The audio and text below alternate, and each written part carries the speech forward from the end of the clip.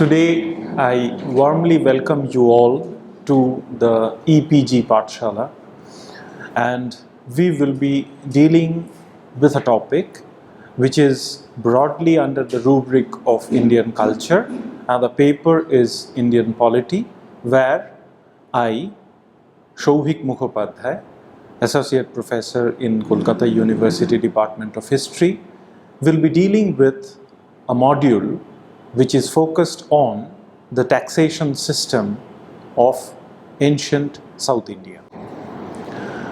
Now, to begin with, we should keep in mind importance of the taxation system, particularly in the context of ancient South India, and my presentation will cover the following topics as land revenue, or the share of the produce taken, because in the ancient South Indian condition, with the prevalence of agriculture, economy was dependent on agriculture, and land revenue became one of the most important aspects of taxation.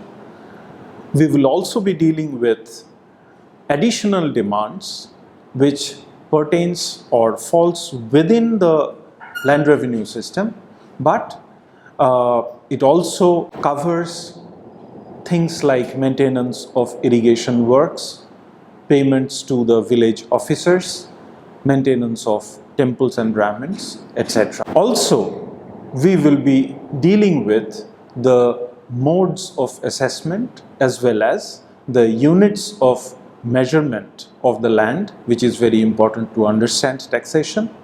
We will also be dealing with the mode of collection and the non-agricultural taxes.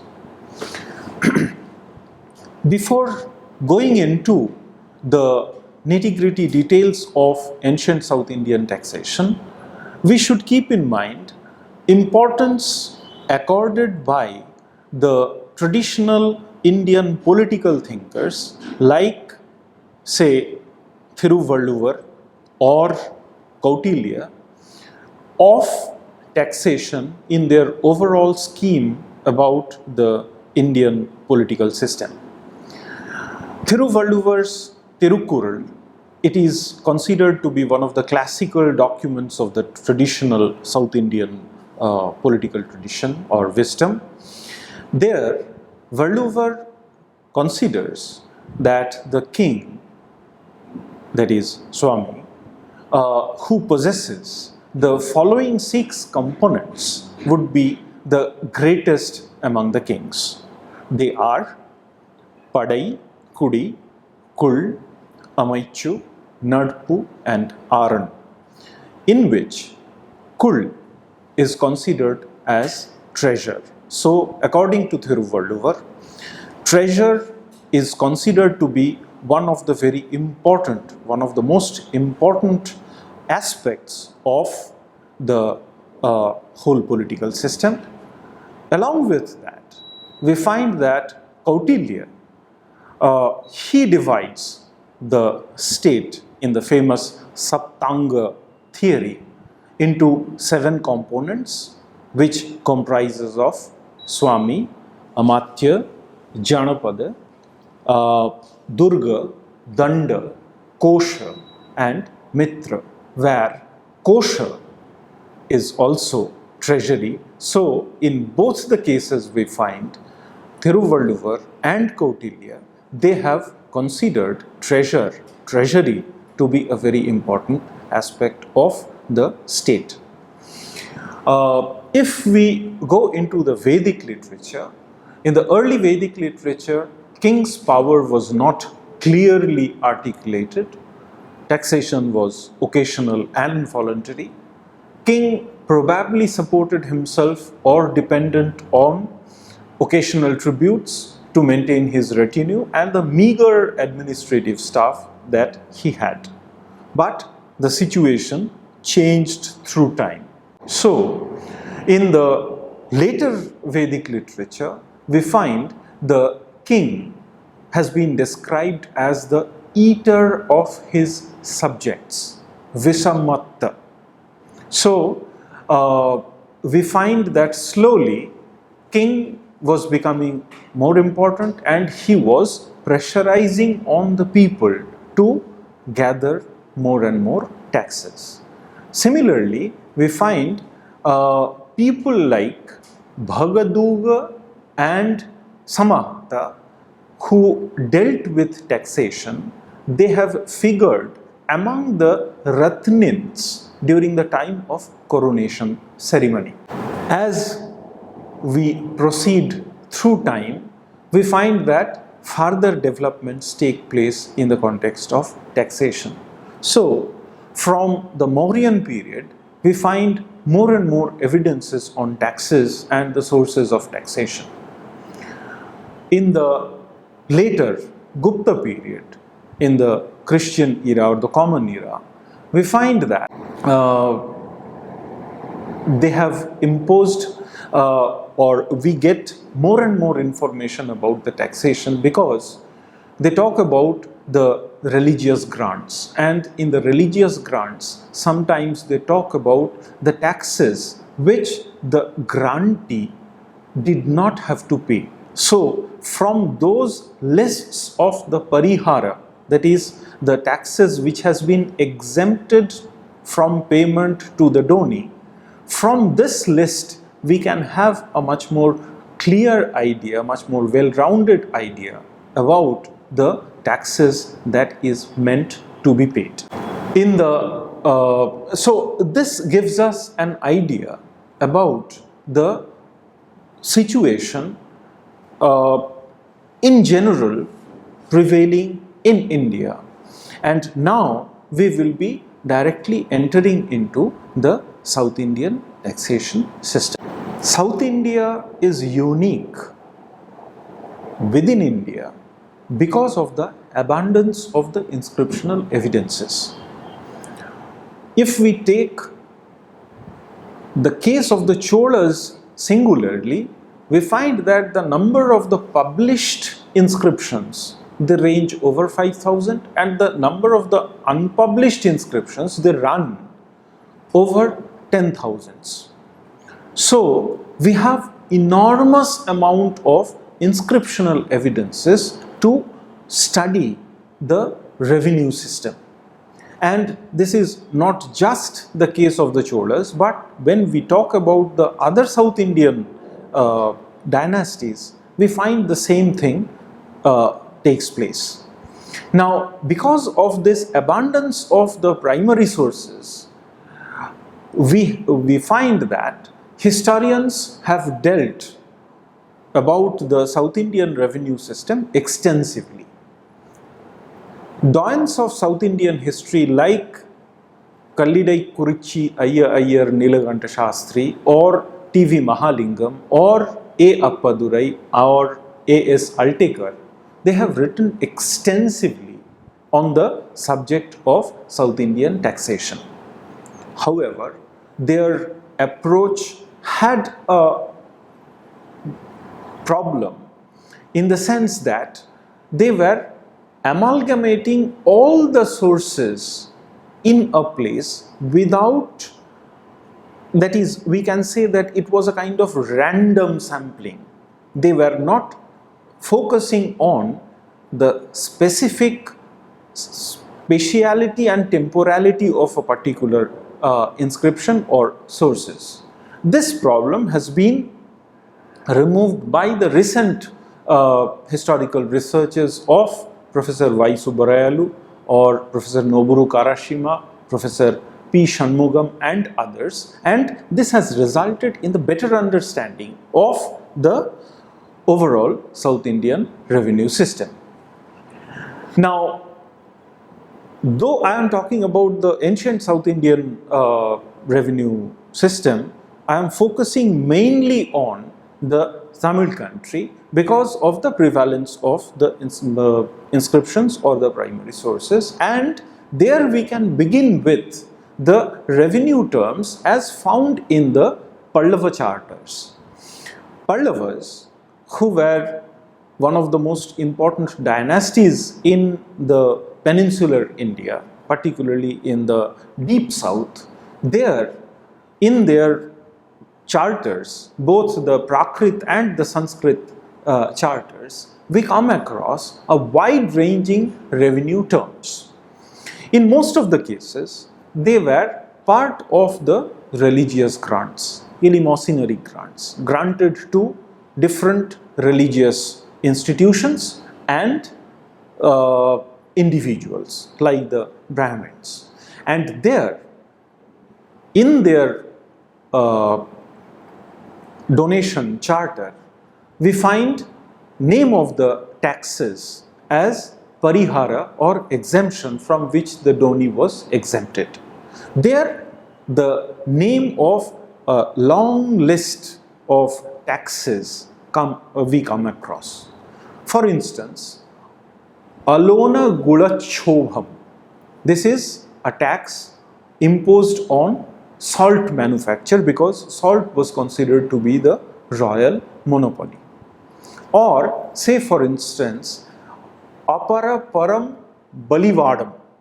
This was imposed as a kind of obligation for furnishing draught animals to the royal officers who have come for a visit. It is similar to the term Nallarudu, that is good bull, which we come across in the Tamil portions of the later Pallava grants. Now, the list continues. For instance, Ilam Pucci. It comprises of two parts, Ilam and Pucci. It was tax on the toddy drawers. Idai Pucci, duty imposed on the Idayar, that is the cattle breeders. Brahmana Rakshanam, this was tax possibly paid by the priests to the king. Kalyana Kanakam or Kannala Kanakam, which was a kind of payment for conducting marriage, or when the marriage was conducted, the king or the state has to be paid a small amount. Kusakanam, that is contribution by the potters or potter of the village. There are other lists like Tattakayam or Tattarpattam, which was a fee imposed on the goldsmith. Visakkanam, that is Viyavan, the village headman, the dues to the village headman which he earned because of his duties, defraying his responsibilities, this was known as Visakkanam. Paraikkanam, this was tax imposed on the washerman who utilized water from the public tanks or made use of the stones placed on the public land. Pudagavilai, that is fees levied on the sellers of the tax. Pottigaikkanam, that is tax on the ferry. Pattigai, which means boat, or tax on the ferryman. Taragu, brokerage fee levied on the middleman of all trade. Sekku, which was duty on the oil press. Not all villages they were allowed to have oil presses. Those who wanted to have oil press in their village, they had to pay a kind of fee for having oil press in their village. Tari or Tarikurai, it was tax charged on the weavers, which is distinct from Pudagavilai. Then Padamkali, that is professional tax on the spinners, which was paid in the form of cotton thread. Pattinacheri, all dues payable by the fishermen. Fishermen were known as Pattinavar. So the Pattinavars or the Pattinavar villages, they had to pay this kind of tax. Then there was Tirumukha Khanam, which was made for bringing the royal wreath, Tirumukham is the royal writ, royal order. If you wanted to have a royal order in your village, it is a kind of postage or a kind of conveyance charge that the state exacted from the individual villages which got that royal order. Naduvagai. Naduvagai was portion of the share from the village which was payable to the Nadu, which was the superior authority. Kattikanam, that is tax on the blacksmiths imposed for their making different kinds of weapons. Echuru. Echuru was a compulsory feeding of those who came to collect land tax, that is a kind of obligation, compulsory obligation on the part of the villagers to feed the government officials when they came to the villages on visit. Mandrupadu. Mandram in the classical Tamil literature is known to be the village assembly place, which later came to be known as a kind of court. So the fines being imposed in the court itself, it became part of a tax which was known as Mandrupadu. After the end of the Pallava period, by 850 CE, Common Era, the imperial Chola rule started in Tamil Nadu. As we know that they had an enormous number of inscriptions, already I have referred to it, and if we go through the Chola inscriptions, we come across numerous names of the taxes. Around 400 tax names we come across, which is considerably more than the Pallava period. Novuru Karashima and B. Sitaraman, in their concordance of Chola tax terms, have shown that despite this huge number of taxes, there were 7 taxes which were the most numerous and distributed and most frequently exacted by the state. They are Kadamai or Irai, that is the main land tax, Kudimai, Antarrayam, Vetti, Muttayal and Tattarpattam. These are the most frequently used or employed taxes during the time of the Cholas. Now, if we go through these revenue terms, we can broadly classify them under 4 major categories. 1, the primary land tax, which was variously known as Irai or Kadamai or Opati.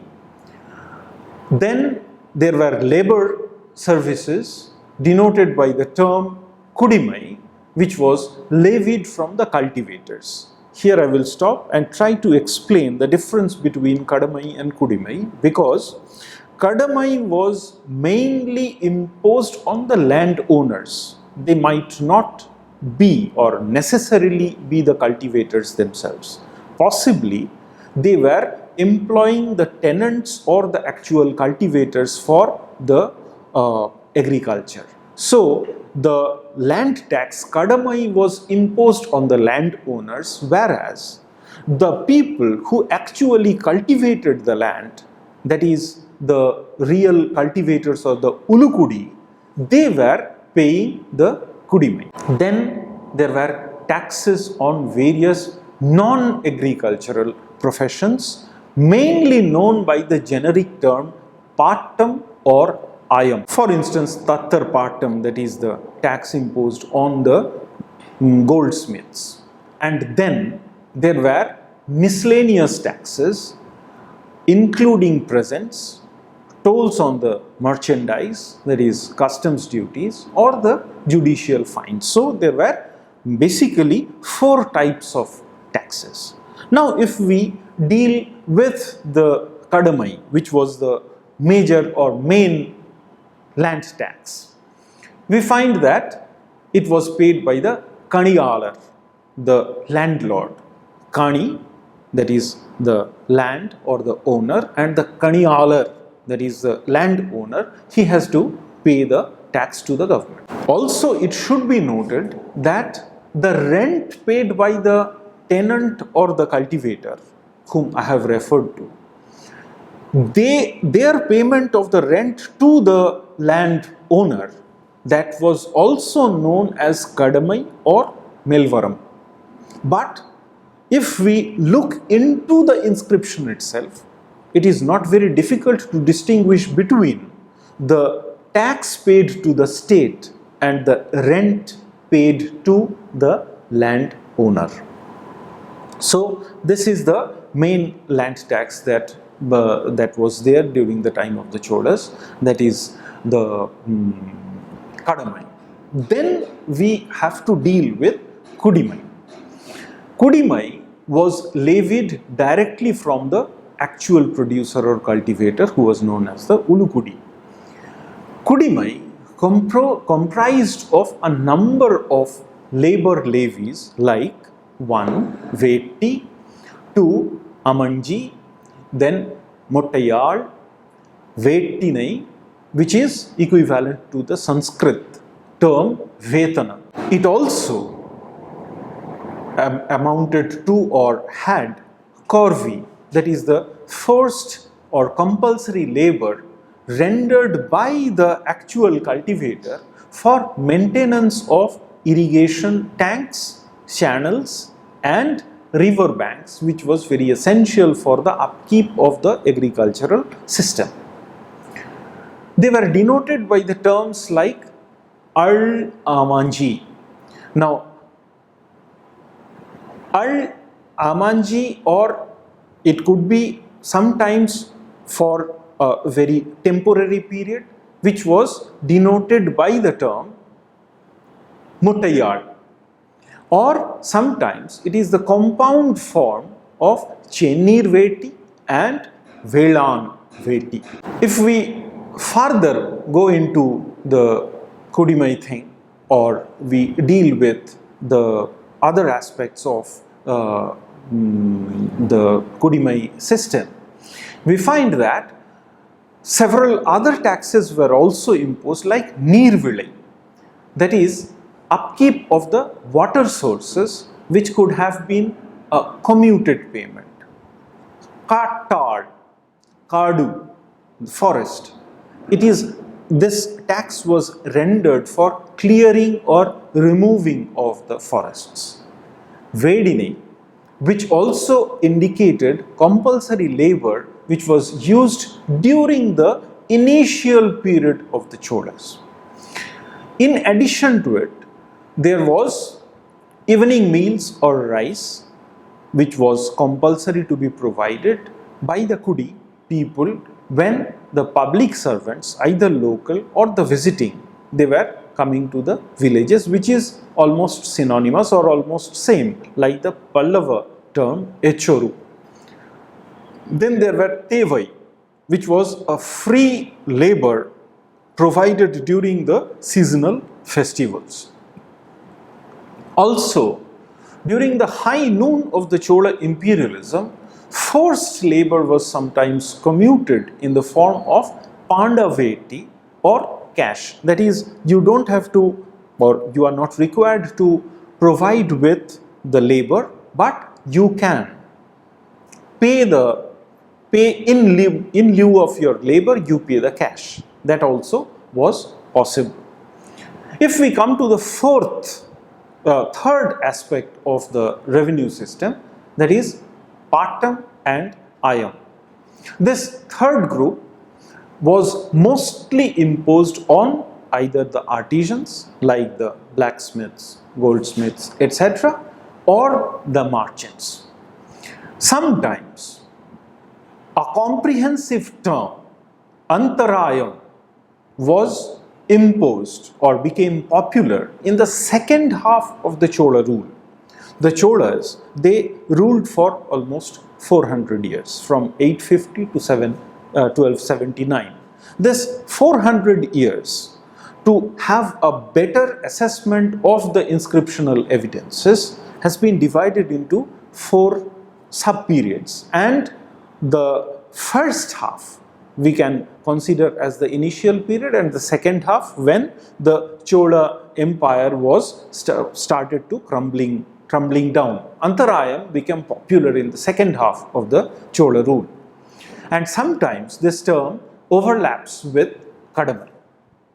In the fourth aspect of the taxes, we have service taxes like Padi Kaval, that is, taxes provided to some officers or some individuals who provided with certain kind of taxes, certain kind of services. Padi Kaval, this was a tax which was given to the Kaval people who were actually providing with the policing duty and maintaining law and order in the villages. Padi Kaval became very important in the later half of the Chola period. Now, to go along with the revenue system, first, to have a good assessment, we should have land survey. In the Tamil mathematical works like Kanakka Adhikaram, there are 1 or 2 chapters which is devoted to land measurement. So from these type of treatises, we find that land measurement was taught when mathematics was being taught at the school or the higher level. Also, we come across the terms like Tiru Ulahaland, that is, who that surveyed the world, or who surveyed the world. It is believed that there were extensive land surveys during the time of Rajaraja I, Kulotunga I and others. Though we don't have very specific information about country-wide cadastral surveys being done, but the first systematic land survey was done on the 16th regnal year of Rajaraja I, that is in 1001 CE. How to do the measurement? For that, we should have measuring units, and in the Chola inscriptions, we come across several terms like Kuli, Ma, Veli, Patti or Patakam. Patti was found only in the northern districts of Tamil Nadu, that is Chengalpattu, North and South Arcot districts and the adjoining districts of Andhra. By 11th century, it became obsolete. The unit Patakam can be found only in few Brahmadeya villages in different parts of the study area. So, we can conclude that Kuli and Veli, they were the most popular units. Kuli was the smallest, and other units like Veli, Patakam or Patti were expressed in multiples of this unit, Kuli. The largest standard unit was Veli. The term Veli can be found in early Tamil literature from 1st to 3rd century CE, that is in Sangam, and it appeared in the early Pandyan inscriptions, that is 8th to 9th century. In some form or other, Veli continues to the days of the British rule, because in one of the district manuals we find almost equivalent or equivalence between Veli and the new unit being used during the time of the British rule. There was no uniform reckoning of these units. In different parts of the country, different reckonings of the same unit could have been used. So there was attempt to impose kind of standardization of the different units or the same different reckonings of the same unit. However, we can conclude that one patti was equivalent to 1000 kuli. Patakam, it had different reckonings. Within Uttaramerur village, which is very famous for its inscriptions on the Brahmin-led Sabha, within Uttaramerur we find 3 different reckonings of the same Patakam, and though the name is same, the area covered by the Patakam during the time of the Guptas and the Patakam used in Uttaramerur or in South India, it was not same. It was much smaller than the Patakam used during the Gupta period. There was same disparity between the Veli and Kuli. So Veli Kuli interrelations had to be standardized. It has been suggested by the historians like Y. Subbarayalu that there were basically 2 reckonings, that is, 1 Veli equal to 2000 kuli or 1 Veli equal to 2560 kuli, and this can be considered to be the basic units of measurement.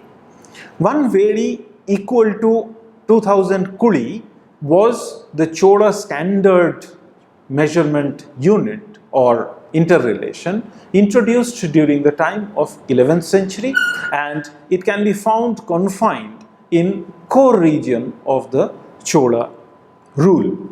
And the primary fraction of the Veli was 1/20th of the Veli was expressed by 1 ma, 1/80th of a Veli was expressed by the term Kani, 3/20th portion of 1 Veli was expressed by the term Muntiri. Land was measured by rod or pole which was known as kol. Generally, it was based on a human span, chan, or foot, adi.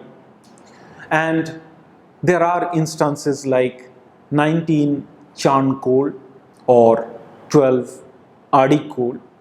12 adi kol, which was possibly introduced from the time of Vikrama Chola during the time of 1100 CE, it became very, very popular, or it became the most dominant measuring system. 16 span rod, human span rod, was popular, but it was confined in the northern districts only.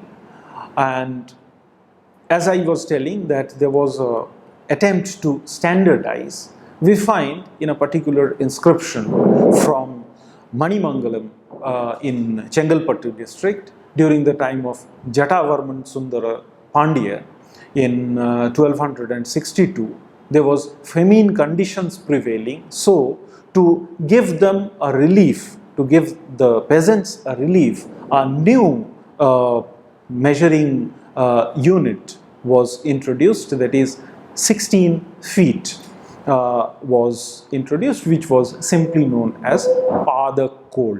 It is not only necessary to have measurement, but there are different types of lands.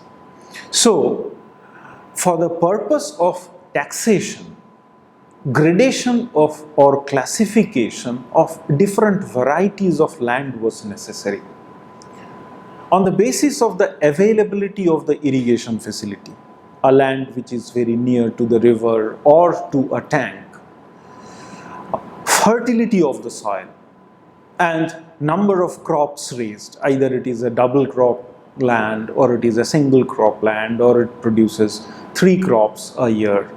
On the basis of these variety of conditions, we find land was being classified. There were 20 classifications of land prevalent during the time of Kulothunga. Taram was used to denote grade or sort, and Taram appears in the inscriptions from 950 CE onwards. We come across terms like Taram Che or Taram Peru, which means to do Taram, that is, to classify the lands. And these statistics of lands of different varieties, they were recorded in the book or the register, which was known as Tarapottagam, which was preserved in each village. And on the available inscriptions, it seems that the first grade, the best quality land, it was known as Talai Varisai.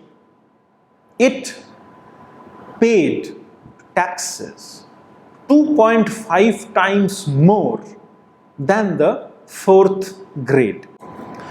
Now, if we go further, we find that the collection of the land during the initial period, imperial Cholas, during the initial period of the imperial Cholas means from 850 CE Common Era to 1070 to 986 CE. During the initial period, possibly tax was 120 column of grain or paddy per valley for the standard land, which was river irrigated and produced 2 crops a year. With the accession of Rajaraja I, when from the period when the Chola imperialism, the high noon of Chola imperialism starts, the standard was 100 column per valley, and it came into vogue only on the lands producing 2 crops annually, known as Iruppu, twice flowering lands. For the other paddy lands, irrigated by tanks or wells, the rate was generally ranged between 20 and 50 column per valley. Less than 20 column per valley must have been imposed on dry crop lands. Here, I will just stop and say that the gradation of the land there, this distinction between the wet land and the dry land is very important. Wet land means the land which had benefits of irrigation, either river or tank or wells and others, and the dry land was completely dependent on the seasonal precipitation, that is rainfall. Land tax imposed on the wetlands with irrigation facility was possibly taken in kind, that is in paddy itself. However, for the dry lands, tax was normally taken in cash, and the land tax from commercial settlements, which was known as Nagaram, was always commuted in money. Tax which was imposed and taken in kind obviously had to be collected in 2 installments. Kara, that is the short term, harvested in September or February, and between September and February, and Pasanam, that is long term, where the crop was harvested in January or February. So there was 2 times when state came for claiming the taxes. and the accounting year possibly began from the Pasanam season. Apart from the regular taxes, state was empowered to impose extra taxes because of some exigency. For instance, during the time of Veera Rajendra, he imposed extra or additional tax of 1 kalanju gold coins per veli for fighting war with the Eastern Chalukyas, the Vengi Chalukyans, which was similar to the kind of taxes imposed by the Rashtrakutas known as the Turushka Danda when they were fighting with the invading Arabs. In Arthashastra, this was denoted by the term pranay. So there was a system of imposing additional taxes. During the second half of the imperial Cholas, when the Chola imperial system started crumbling down, we find that the Brahmana settlements, the Chaturvedi Mangalam or Mangalams, they had to pay full tax, which never happened earlier because they were exempted from paying taxes. And to pay the tax, sometimes there was forced or distress sale of land, which is recorded in the inscriptions. In the 12th and 13th century, we also have instances of confiscation of land for the government tax areas or sale of the same in public auction, which was known as peruvile.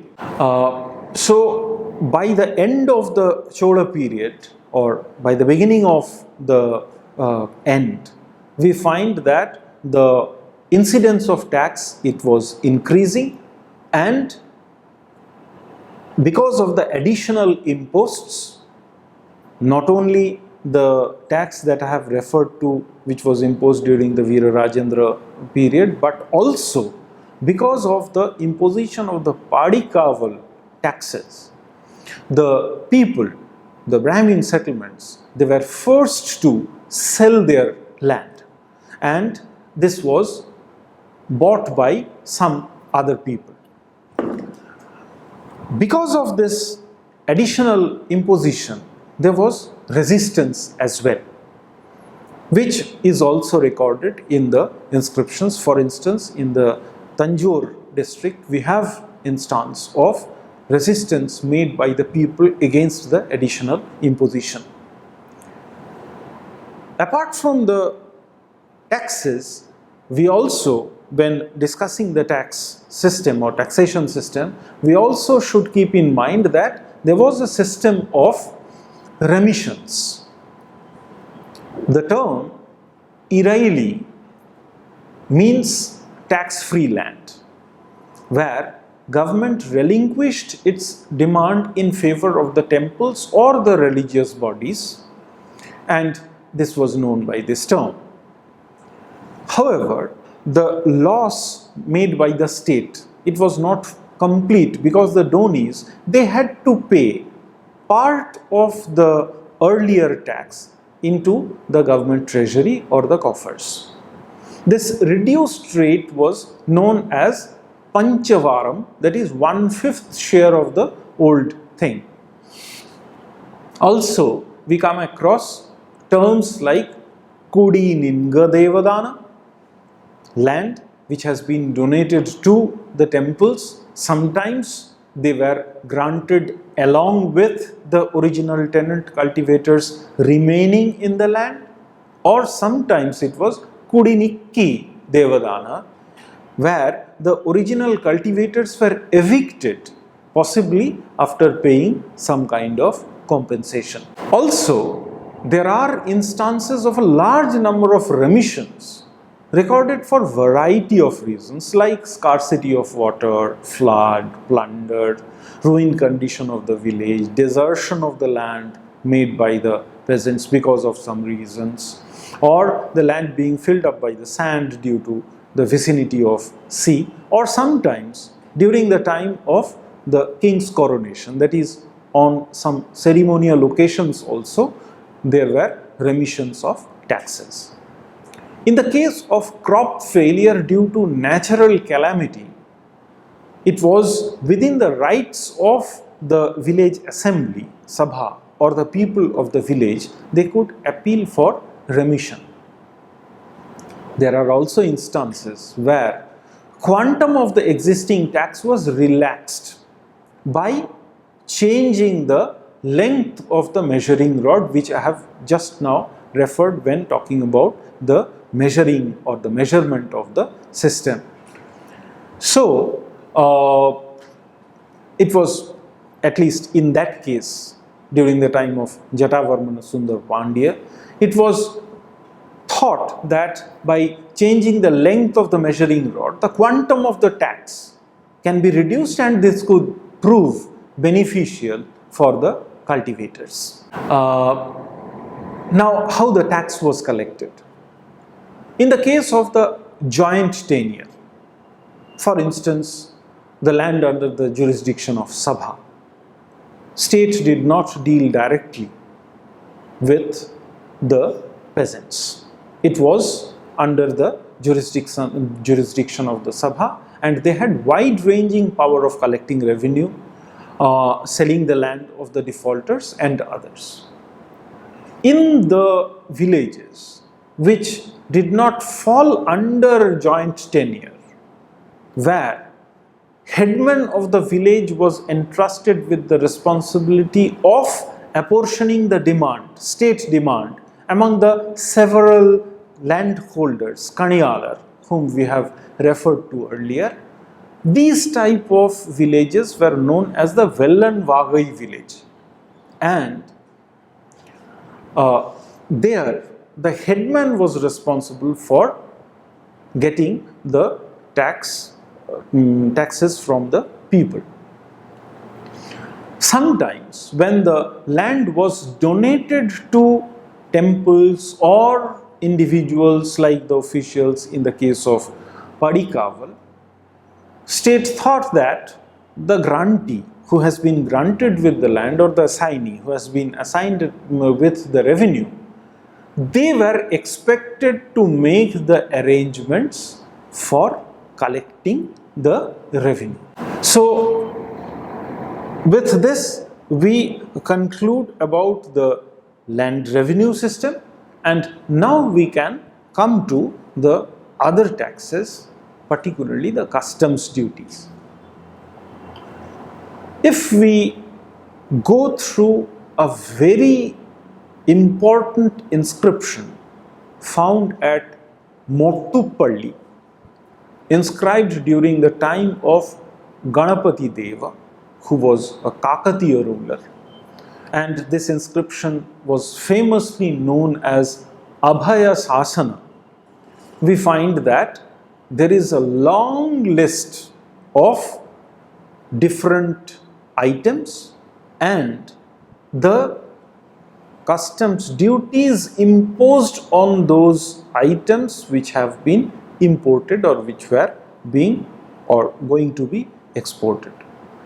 From there, we find that rosewater, ivory, chevet, camphor oil, copper, zinc, lead, silk threads, corals, perfumes, they paid 11/4 plus 1/8 panam on each pagoda value. Sandal, they had a tax of 1 pagoda for 11/4 panam on 1 tola. Whereas the Chinese camphor and the pearls, they were 3/4 and 3/8 of a panam. So, before ending, looking into the customs duties, I will also tell you that The instance of Muttupalli, this is very important, where the ruler of the land, in this case the Kakatiya ruler, he is remitting customs duties to invite, to bring the foreign traders to his land. So this was a kind of incentive being given to the traders for coming to his land. It was not simply the case of Ganapati Deva. Ganapati Deva was not unique.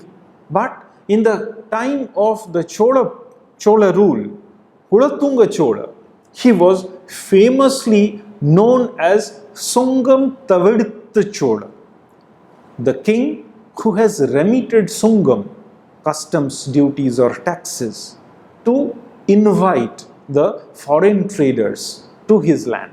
So the king, this is a practice, or this was a practice in the ancient period, for remitting certain kind of customs duties to invite people to one's land, particularly the traders. To end with, through this module, we have looked into